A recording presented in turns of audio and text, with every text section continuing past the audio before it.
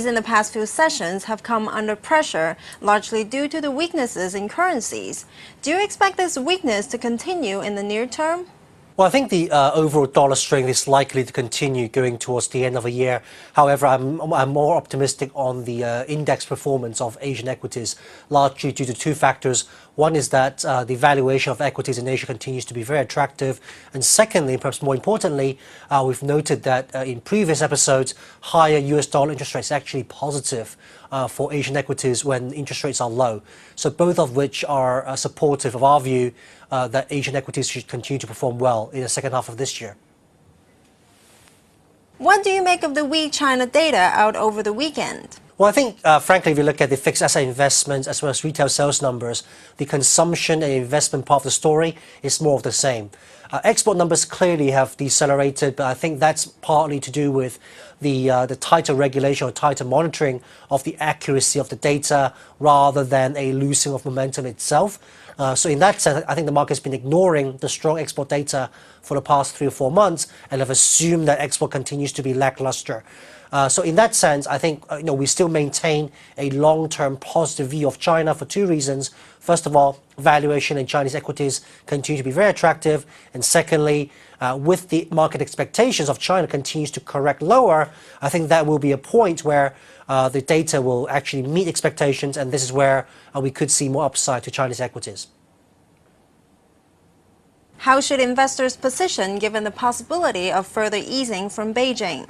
Well, we do like cyclical for the reason that we are expecting growth to moderately accelerate in the second half of this year, especially in areas such as financials, where banks' valuation is incredibly attractive.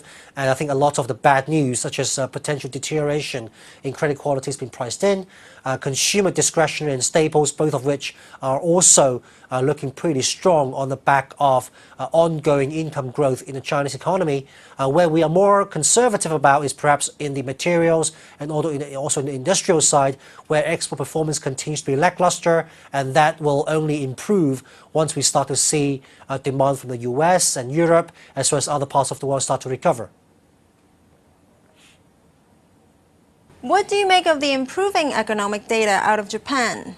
Well, I think given the recent very sharp correction in the Japanese market, it's not particularly easy to convince investors to jump in right now. But I do agree with you that the improvement in the Japanese data, both in the GDP and current account, and also we're seeing consumer confidence and the land prices start to pick up, all of which are suggesting that the first stage of Abenomics is actually working, is changing market sentiment. Obviously, the market seems disappointed with the growth strategy put forward by Prime Minister Abe, but don't forget, any of these reforms are going to be multi-year rather than multi-weeks or months. So in that sense, I do think that Japan continues to be a constructive story from our perspective in the long run, but obviously the momentum at the moment seems to be on the downside.